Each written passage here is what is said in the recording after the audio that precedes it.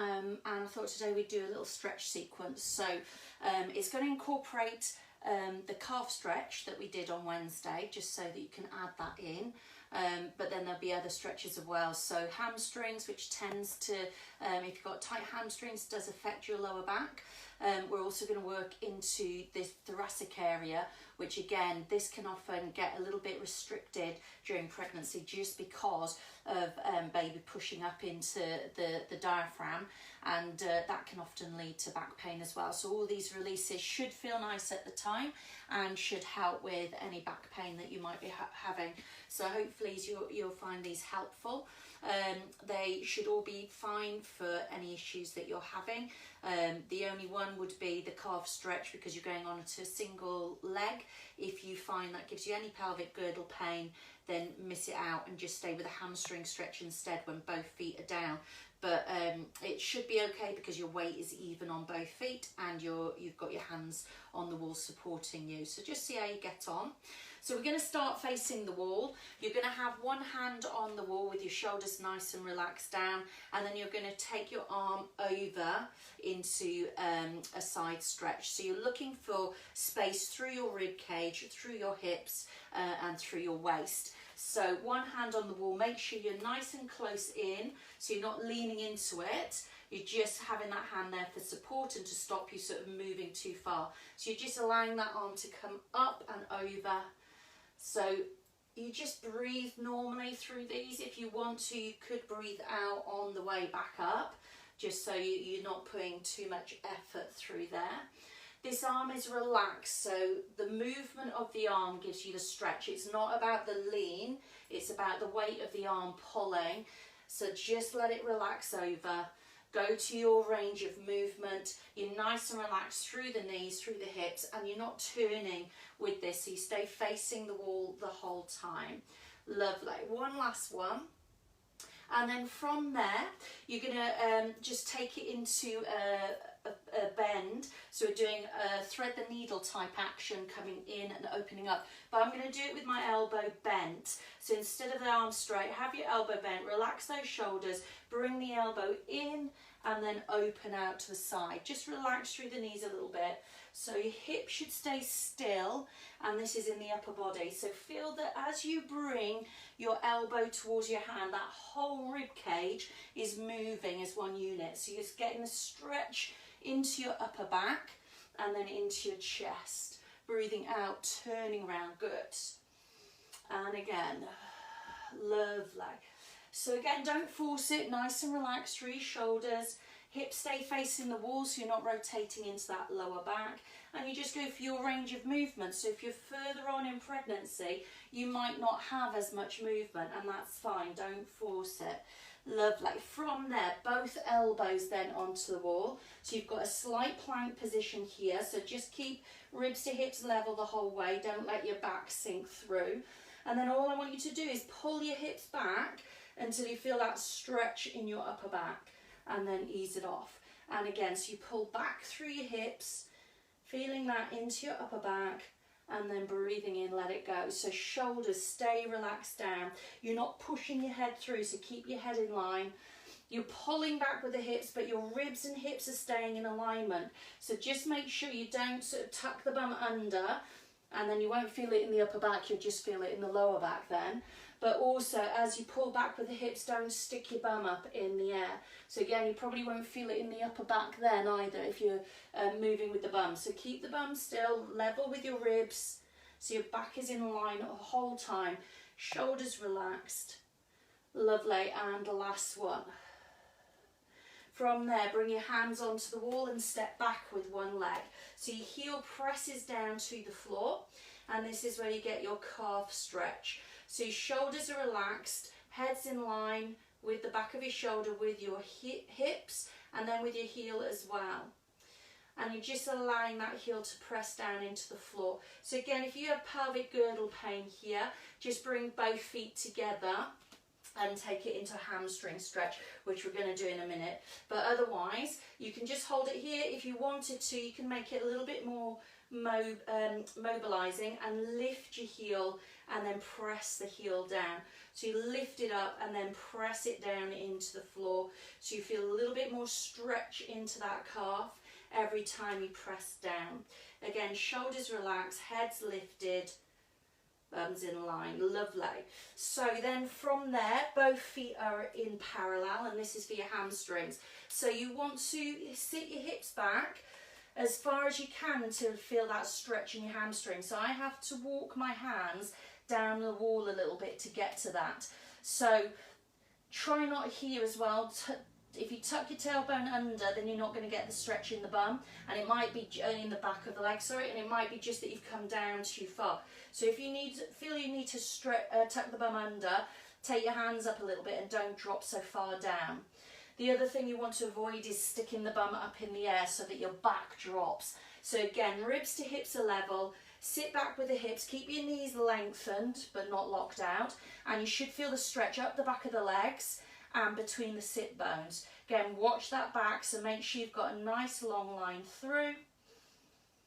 Lovely.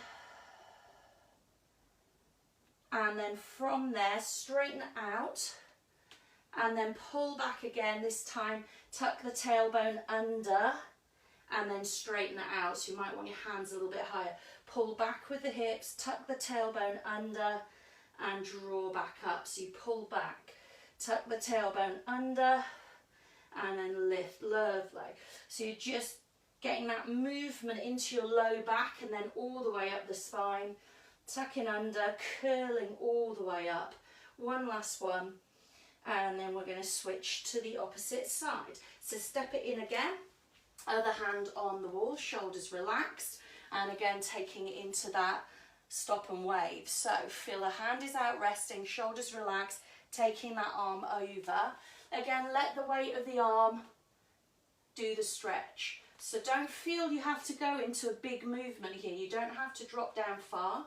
You want this inside shoulder relaxed down, so neck is long all the way through. And remember, you're not leaning into the wall, you're nice and upright. Holding, this holds you nice and stable. And then let the weight of the arms stretch you through the ribs, through the waist, through the hips. And the other thing is to let your head come in line with the spine. So don't drop your ear to your shoulder, but also don't keep the head upright. Let it come along with the rest of the spine. Last one. And then bring your hand to your head and then rotate, elbow in and then open out to the side. So shoulders relaxed, bring the elbow in and then open out to the side. So your knees are relaxed here, just so that you can keep those hips still. As you move in and out, keep the shoulders relaxed. So bring that elbow in, breathe out, pull away. Lovely, doing nice and well. So hips staying still, everything in that upper body, feeling the stretch through the chest, feeling that stretch through the upper back, breathing nice and easy, shoulders relaxed, good. And we're nice and upright, we're not leaning into the wall. Last one, good. And then elbows onto the wall again, draw back with your hips until you feel a stretch in the upper back. So knees are relaxed on this one and you're pulling back, not down. So ribs to hips stay level, feel those hips draw away, keep your head in line, so your head will become between your arms but you're not kind of dropping it down. So keep it lifted, back of the head, shoulders, hip bones all level. And again, you should feel that in your upper back. Lovely. If you're feeling it in your low back, just check what your bum is doing. Good. Last one. And relax. Good. So then other foot stepping forwards into that calf stretch. So shoulders relaxed. And again, leaning, pressing that heel down into the floor to get the stretch, but making sure you're not sticking your bum out. So think of this canister the whole time. Ribs to hips staying level, shoulders staying relaxed down, head is lifted in alignment. So hips nice and balanced through. Just holding, breathing, Again, go into that hamstring stretch if you prefer, if you have pelvic girdle pain. And if you want to take it a little bit more active, again, you can do that lift and lower here. So instead of holding, lift the heel up, press the heel down. Good. Nice and easy through.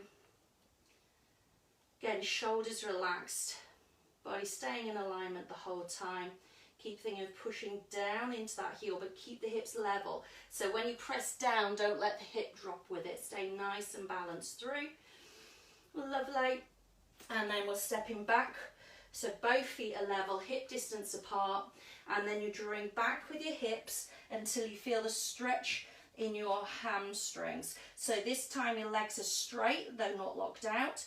And you should feel that your hip bones, sorry, your sit bones at the back draw apart as you go down, and then easing back up into it. So just keep it active, push away. So this should feel different to the upper back stretch. So you shouldn't feel the stretch in your upper back. You want to feel the stretch in your hamstrings, so at the backs of the legs. And again, watch what's happening to this low back. So if as you go back you lift your tailbone, then that back's going to arch and you'll feel like baby is dropping down. So you want to feel that you've got baby just hugged in towards you slightly as you hinge back and feel that stretch up the backs of the legs. Again, you might need to walk down a little bit. You can do this on a chair as well, but just because we're at the wall now, it's quite nice to add that in. Hamstrings do tend to get a little bit tight. Lovely. And then we'll add in that curl. So take it back, then tuck the tailbone under and curl up through your spine until you're back into that lifted position. Pull back with the hips, tuck the tailbone under, curl through, one bone at a time until you're lifted in that plank position. Pull back, tuck it under. Lovely. Should feel really nice, that. Pull back with the hips, tuck it under, curl up one bone at a time, ribs and hips in alignment. Good. And again, one last time, pull back, draw it under and ease it up. Lovely. Step it safely into the wall and then come back to standing. Lovely. I hope you enjoy that and you find it useful.